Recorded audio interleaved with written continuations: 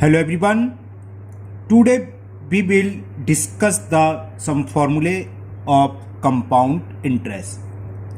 इससे पहले हमने 11A एक्सरसाइज करी थी, वो विदाउट फॉर्मूले करी थी, है ना। हमें मालूम होना चाहिए कि विदाउट फॉर्मूले से भी हम 1 ईयर का ईयर बाय ईयर इंटरेस्ट निकाल के भी हम कंपाउंड इंटरेस्ट फाइंड कर सकते हैं। उस एक्सरसाइज में 3 इयर्स 4 इयर्स का अगर सवाल आ जाए तो बहुत लेंदी हो जाता था, है ना। और 3 इयर्स का सवाल है, उसमें इंटरेस्ट भी कंपाउंडेड हाफ ईयरली हो जाए तो और ज़्यादा लेंदी हो जाता था। यहाँ केवल फॉर्मूले बेस पर कैलकुलेशन तो ज़्यादा है, लेकिन लेंदी सवाल नहीं होंगे। तो आज हम फॉर्मूले ही डिस्कस करेंगे, कौन सा फॉर्मूला कब यूज होगा, है ना। और अगर अलग अलग टाइप के सवाल हों तो किस टाइप पर कौन सा फॉर्मूला को हम इम्प्लीमेंट करेंगे, आज हम ये बताते हैं। चलिए, जैसे हमने इससे पहले वाली एक्सरसाइज में करा था कि कोई हमने प्रिंसिपल लिया बोरो 3 टाइम्स के लिए, रेट ऑफ परसेंट दे रखी है, तो आफ्टर 3 इयर्स कितना अमाउंट होगा। तो सबसे पहले हम उसी बेस पर एक फॉर्मूला लिखते हैं, कब, when the interest is compounded annually, यानी कि इंटरेस्ट हर साल कंपाउंड होगी, मिलेगी, लगेगी। ठीक है, तो फर्स्ट फॉर्मूला इसी पर है। जब कभी आप सवाल पढ़ेंगे तो ये लास्ट में ये जरूर पढ़ना, ये लिखा होता है कि इंटरेस्ट इज कंपाउंडेड एनुअली, कि हाफ ईयरली या क्वार्टरली, उसी हिसाब से फॉर्मूला लगाया जाएगा, है ना। तो first, when the interest as, ये आपको सवाल में क्वेश्चन में ध्यान से पढ़ना होगा कि कंपाउंडेड कैसी है, कंपाउंडेड एनुअली या ईयरली, एक ही बात है, या तो एनुअली लिखा होगा या ईयरली। अगर ये लिखा है कंपाउंडेड एनुअली तो इसका सीधा सीधा एक फॉर्मूला है कि amount, A for amount, is equal to P in bracket 1 plus R upon 100 whole power n। APR तो पढ़ाया आप, अब n नया शब्द आया यहां, तो यहां टाइम को n बोलते हैं। n क्या है? नंबर ऑफ ईयर्स, कितने टाइम के लिए, कितने साल के लिए वो अमाउंट है। ठीक है ना। तो चलो मैं लिख देता हूं यहां पर एक बार, A अमाउंट है आपका, पहले भी हम एक्सरसाइज कर चुके हो, पता है आप लोगों को अच्छे से। P प्रिंसिपल है,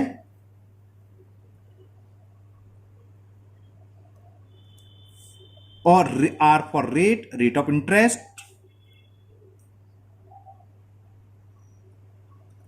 और यहां N है नंबर ऑफ ईयर्स, कितने टाइम के लिए, टाइम जिसे बोल सकते हैं हम, सिंपल स्टेप T यूज करते थे, यहां N करेंगे, नंबर ऑफ ईयर्स। ओके, अब आपने जो पहले एक्सरसाइज करी है उस एक्सरसाइज के सारे सवाल लास्ट के 2 छोड़कर इस फॉर्मूले से हो जाएंगे, क्योंकि कौन से छोड़कर, जो कंपाउंडेड हाफ ईयरली होंगे उसके लिए दूसरा फॉर्मूला वो बताएंगे, क्योंकि कंपाउंडेड एनुअली वाले तो तुरंत हो जाएंगे। एक फॉर्मूला लगाना है, कैलकुलेट करनी है, हो जाएंगे। जो लेंदी थे, थोड़े लंबे सवाल थे, वो इस फॉर्मूले से इजी हो जाते हैं। समझ में आ गया। A amount, P principal, R rate, N number of times, यानी कि नंबर ऑफ ईयर्स, कितने टाइम के लिए वो पैसा उसने उधार लिया, या पैसा क्या करा उसने, किसी को उधार दिया, चाहे उधार ले चाहे उधार दे, उस दोनों के लिए फॉर्मूला लगेगा। ओके, अब मान लो कंपाउंडेड तो एनुअली है, लेकिन अलग अलग साल के लिए अलग अलग रेट ऑफ इंटरेस्ट हो। ये भी आता है, कोई पैसा लिया उसने, मान लो 10,000 रुपीज लिए, 3 साल के लिए लिया, पहली साल के लिए 10% रेट ऑफ इंटरेस्ट, उसने कंडीशन लगा दिया, अगर 1 साल बाद वापस नहीं करा तो मेरी रेट ऑफ इंटरेस्ट बढ़ जाएगी। दूसरी साल के लिए 12 रेट ऑफ परसेंट, और 2 साल बाद भी वापस नहीं करा, उसके बाद करा तो 13% रेट ऑफ परसेंट। तो कैसे फॉर्मूला लिख लेंगे, कैसे सवाल करेंगे, तो उसके लिए एक फॉर्मूला ये है। तो पहले तो लिख लो, when interest is compound annually, उसी का चल रहा है, बट चलो लिख देता हूं मैं, शॉर्ट में लिख देता हूं, इंटरेस्ट लिख देता हूं, खाली ऊपरी लैंग्वेज है पूरी। When interest is compounded, interest is compounded annually, but rate of interest जो है वो क्या है, डिफरेंट है। But rate of interest are different for different year.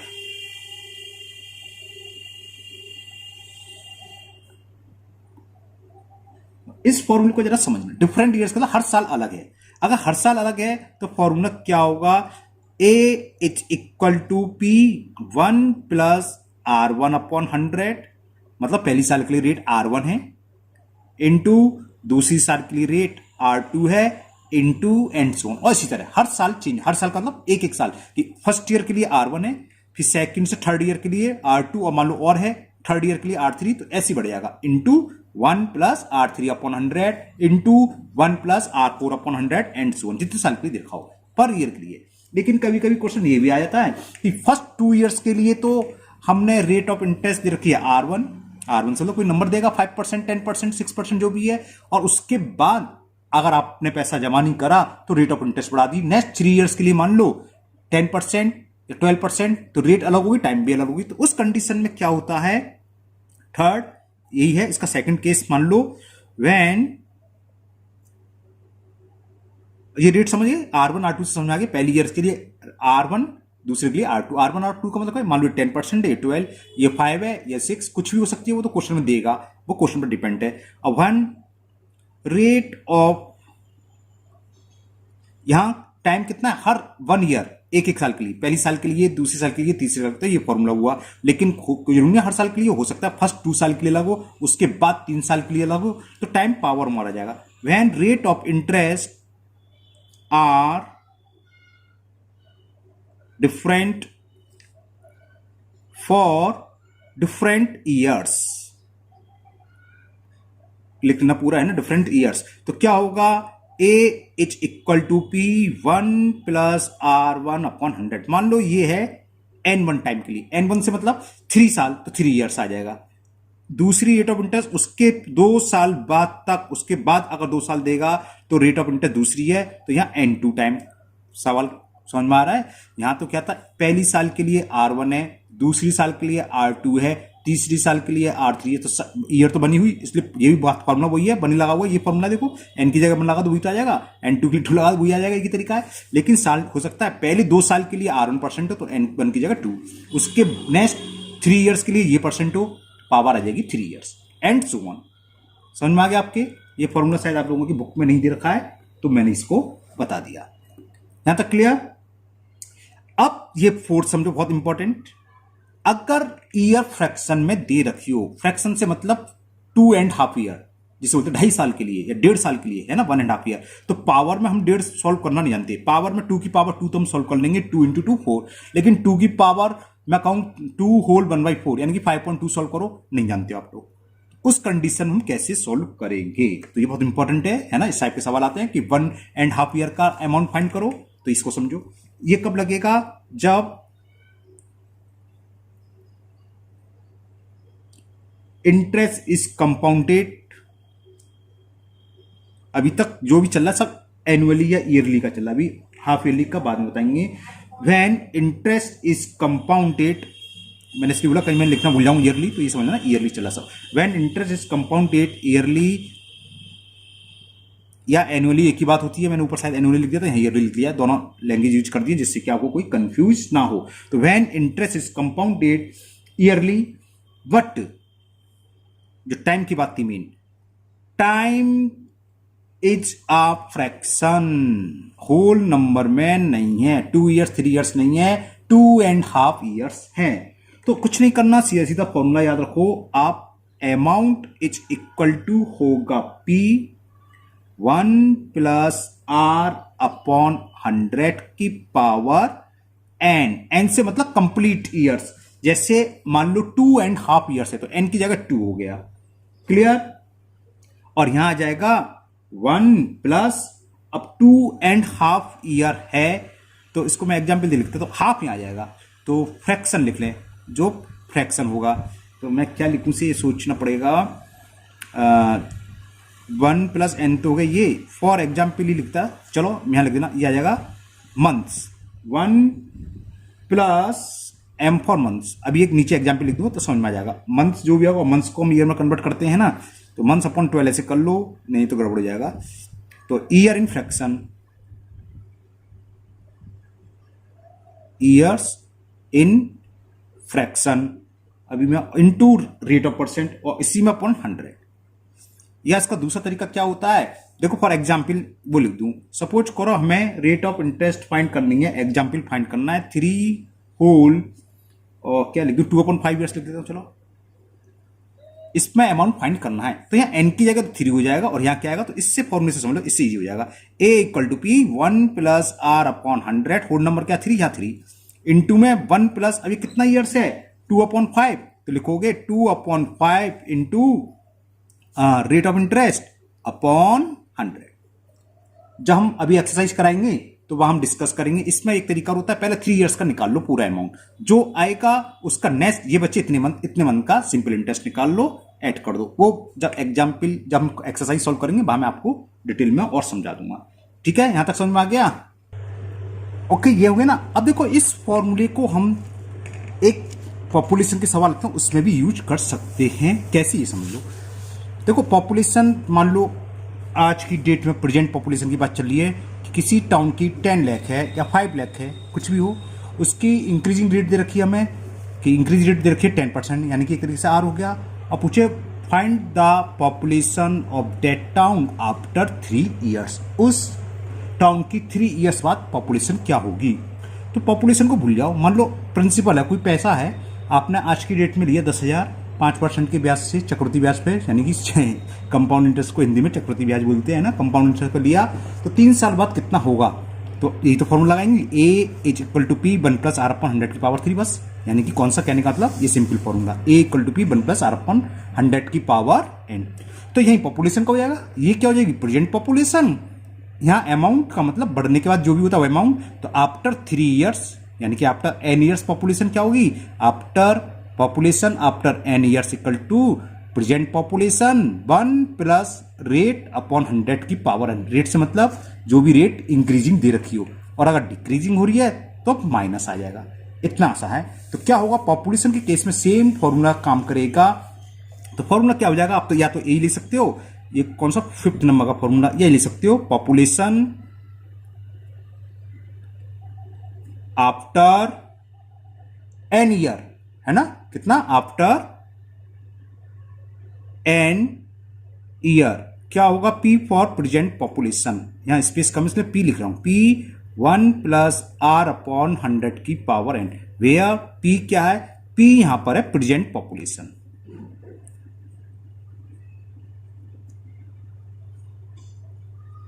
Are क्या, रेट ऑफ इंक्रीजिंग, खाली रेट लिख दे रहा हूं, किसकी, पॉपुलेशन बढ़ने की जो रेट दे रखी वो, और एन टाइम कितने साल बाद, तो एन है number of years.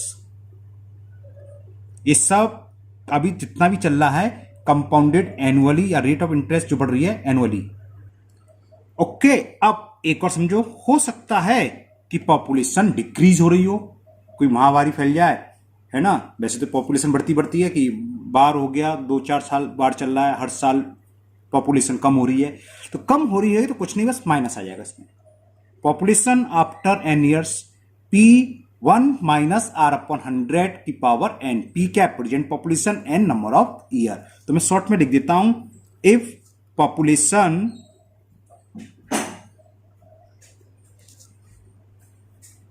Is decrease. Okay, तो क्या होगा, इफ पॉपुलेशन इज डिक्रीज, तो population after n years, population, writing बड़ी गंदी आ रही है आज, आफ्टर n ईयर्स क्या होगी, p फॉर प्रेजेंट पॉपुलेशन, जो आज की डेट में है वो, है ना, 1 minus R upon 100 raise to the power n। जितने समय बाद पूछिए वो, r रेट है जो डिक्रीज रेट दे रखी होगी, 10% पर एनम डिक्रीज हो रही है ना, ये गिवन होगा क्वेश्चन में, वो रेट लग जाएगी। यही फॉर्मूला सेम आप लोगों ने देखा होगा, एक मशीन हम खरीदें कोई, या स्कूटर खरीदें, कोई व्हीकल हो या गाड़ी हो, तो हर साल उसकी कॉस्ट कम होती जाती है, उसको बोलते हैं डेप्रिसिएट। अगर रेट डेप्रिसिएट हो रहे हों तो डेप्रिसिएट वैल्यू, डेप्रिसिएट का मतलब कम होने के बाद क्या रहेगी, जिसे हम डिक्रीज वैल्यू भी बोल देते हैं, कि डिक्रीज के बाद कितनी, डिक्रीजिंग के बाद, है ना। तो डेप्रिसिएट वैल्यू का फॉर्मूला भी यही होता है सेम, कि depreciate value equal to P for present value 1 minus कितना रेट है, कितने परसेंटेज पर ईयर कम हो रही है वो, इंटू एन। बात समझ में आ गया। तो अगर हम कम हो रही है पर ईयर कुछ रेट और परसेंट से, तो कुछ साल बाद उसकी वैल्यू क्या होगी, present value 1 minus R upon 100 की पावर n। अगर मान लो यही पॉपुलेशन है, तो population after n year, present population 1 minus R upon 100 की पावर n।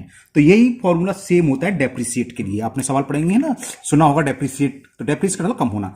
तो सेम फॉर्मूला है, बस यहां पॉपुलेशन यूज कर रहे हैं, वहां लिख देंगे कॉस्ट ऑफ मशीन या कॉस्ट ऑफ आर्टिकल या कुछ नहीं तो डेप्रिसिएट वैल्यू लिख दो या डिक्रीज वैल्यू, दोनों का मतलब सेम होता है। तो लिख देते हैं डेप्रिसिएट वैल्यू। ये सवाल तो समझ में आया कि क्वेश्चन कहां यूज होगा। इस टाइप के सवाल आएंगे, कोई मशीन है जिसकी कॉस्ट हर साल 5% डेप्रिसिएट हो रही है या डिक्रीज हो रही है। डेप्रिसिएट मतलब कम होना, डिक्रीज माने कम होना, ये जानते हो है ना। तो बताओ 3 साल बाद उसकी कॉस्ट क्या रह जाएगी। तो डेप्रिसिएट वैल्यू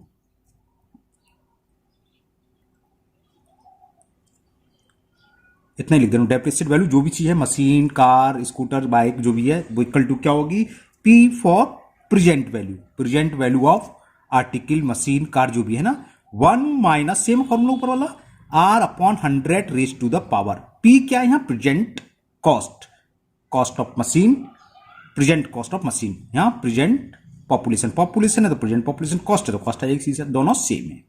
बात क्लियर, ये बात समझ में आ गई। तो अभी तक हमने सब पढ़े एनुअल वाले कि हर साल एनुअल है, और एक ये चेंज करा था कि हर साल रेट ऑफ इंटरेस्ट चेंज हो रही है। तो ये फॉर्मूला ये आया था R1 अपॉन 100 की पावर n। और ये उसमें भी हो सकता है जनसंख्या वाले में, पॉपुलेशन वाले में, अगर जनसंख्या कम हो रही हो हर साल, पहली साल 10% कम हो रही है, दूसरी साल 12%, तो प्लस की जाएगा माइनस आ जाएगा, सेम फॉर्मूला रहेगा ना, A H equal to P 1 minus R1 upon 100 की पावर n1। ये n1 n2 कम है, अगर मान लो 2 साल लगातार 10% कम हुई, उसके 3 साल बाद लगातार 10% या 12% कम रही, तो n बराबर 3 आएगा, 2। और हर साल के लिए पावर 1 रहेगी, तो 1 हम लिखते नहीं है। एक साल कम हुई तो माइनस आ जाएगा, दूसरी साल कम हुई तो माइनस आ जाएगा। रेट ऑफ इंटरेस्ट अलग अलग दे रखी होगी, पहले की 10% तो 10 आ जाएगा, दूसरे की 20 तो 20 आ जाएगा इस फॉर्मूले में। और जैसे जैसे सवाल आएंगे हम आपको बताएंगे दोबारा, है ना। और तो कुछ नहीं, डेप्रिसिएट हो गया आपका, ठीक है, हो गया। अब हम बताते हैं एनुअली तो हो गया, अब हाफ ईयरली होता। अब ये आता है जब हम इतनी जैसे डिस्कस करते हैं हाफ ईयरली, कंपाउंड इंटरेस्ट या इंटरेस्ट कंपाउंडेड हाफ ईयरली। तो हम क्या करेंगे, जो रेट होगी इसको हाफ करोगे। लेकिन ये क्वेश्चन में ध्यान रखोगे, जब रेट हमें दी होती है कि रेट इज 10%, इसको ढंग से पढ़ना चाहिए। अगर पर एनम है तब तो हाफ करोगे, लेकिन कुछ कुछ क्वेश्चन लिख देता है कि रेट इज 10% हाफ ईयरली, तो फिर कोई चेंज करने की जरूरत नहीं होगी। ये ध्यान रखना। इफ रेट क्या है, इफ आर इज R%, मतलब रेट लिखना चाहिए, तो मैंने आर लिख दिया, rate is R% per annum, तब कंपाउंडेड हाफ ईयरली कर रहे हैं, तब रेट क्या लगेगी, रेट की जगह आएगा RY2%, और ये किसमें कन्वर्ट हो गई, पर हाफ ईयर, जिसे हम हाफ ईयरली भी बोल देते हैं, पर हाफ ईयर। क्लियर। और टाइम क्या होगा, जो टाइम होगा, अगर 2 इयर्स दे रखा है तो 2 से मल्टीपल कर देंगे 2n, ठीक है। इतने हाफ ईयर्स हुए, क्योंकि हम हर हाफ ईयर्स यानी कि हर 6 मंथ बाद कंपाउंड फाइंड करेंगे, इंटरेस्ट फाइंड करेंगे। तो हर 6 मंथ बाद 1 साल है तो कितने 6 मंथ आएंगे, 2 इयर्स है तो कितने आएंगे 4। तो नंबर ऑफ n क्या, ईयर्स, तो उसको 2 से मल्टीपल कर दो, वो हाफ ईयर्स में कन्वर्ट हो जाएगा। सिंपल सी बात है, रेट में जिससे डिवाइड हो रहा होगा टाइम में उससे ही मल्टीपल हो रहा होगा। ऐसा मैं क्यों बता रहा हूं, आगे क्वार्टरली है अगर, तो अगर हम रेट में 4 से डिवाइड हो रहा होगा तो इसमें 4 से मल्टीपल, या रेट में 3 से डिवाइड हो रहा होगा तो टाइम में 3 से मल्टीपल। ये रेट समझ में आ गया। कब डिवाइड होगा 2 से, जब रेट पर एनम दे रखी हो। इस बात को ध्यान से सुनना आप लोग, है ना। कभी कभी क्वेश्चन में लिखा होता है कंपाउंडेड हाफ ईयरली है और रेट दे दी कि रेट इज 5% हाफ ईयरली, और आपने उसको भी हाफ कर दिया तो क्वार्टर में पहुंच गया, है ना। तो वो हाफ ईयरली है तो वही रेट लगेगी। इसी तरह टाइम अगर ईयर में दे रखा है तब तो सही है, और मालूम दे रखा है कि हमें अमाउंट फाइंड करना है फॉर 3 हाफ ईयरली, तो टाइम्स 3 हाफ ईयरली हो गया, 3 लगा रहे हैं तो 3/2 नहीं करोगे। अगर 3 ईयर्स होगा, टाइम ईयर्स में दे रखा है, तब हम 2 से मल्टीपल करेंगे। हाफ ईयरली की बात चलिए तो 2 से मल्टीपल करेंगे, ठीक है ना। क्लियर।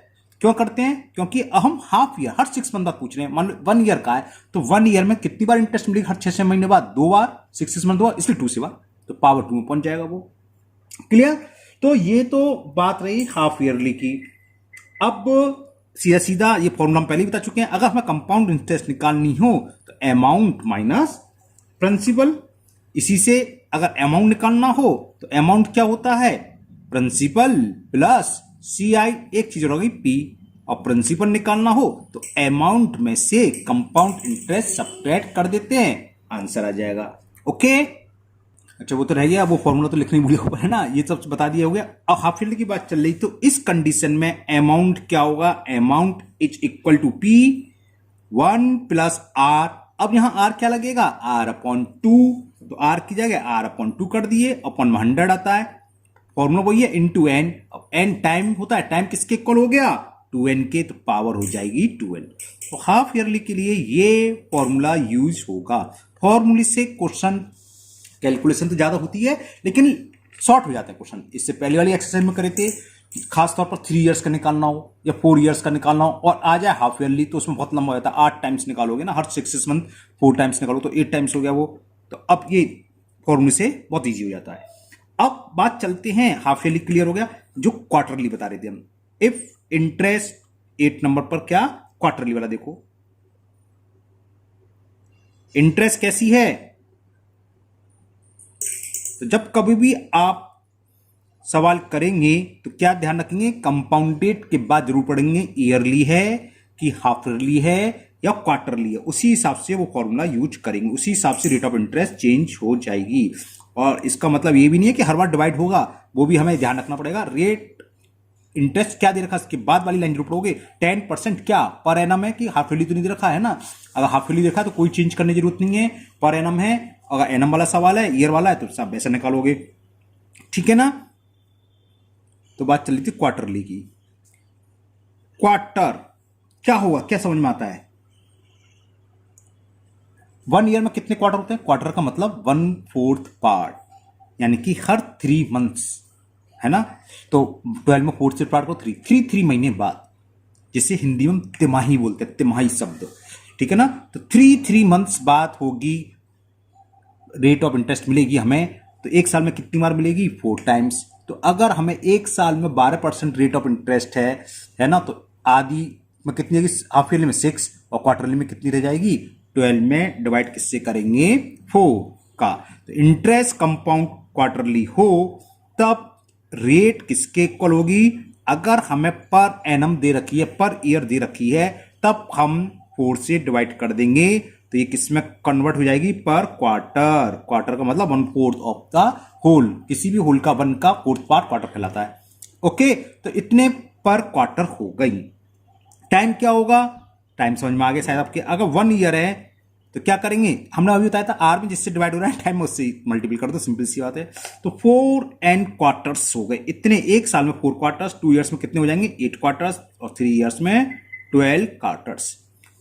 ठीक है, बस अब तो फॉर्मूला लिखो। तो अमाउंट क्या होगा, अगर क्वार्टरली की लगाएंगे, P ब्रैकेट में 1 प्लस R अपॉन, चिंता मत करो सही करूंगा, 100 की पावर n। फॉर्मूला एक यही होता जाता है। अगर हाफ ईयरली तो R अपॉन 2 फॉर्मूले का, क्वार्टरली तो R अपॉन 4, और टाइम क्या है 4n, तो 4n। हाफ ईयरली है तो हाफ ईयरली में बताया था क्या था, R अपॉन 2, सेम एक ही फॉर्मूले है। रेट जो लग रही है वो लगाएंगे, टाइम जो वो लगाएंगे, बस फाइंड कर लोगे।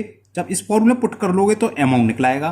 अब कंपाउंड इंटरेस्ट पूछा है तो फॉर्मूला ये रहेंगे, कंपाउंड इंटरेस्ट कैसे निकालेंगे, अमाउंट में से प्रिंसिपल सब्ट्रैक्ट कर दोगे, ठीक है ना। इस फॉर्मूले से अमाउंट ही निकलता है, प्रिंसिपल गिवन होगा, रेट गिवन होगी, तो निकलाएगा।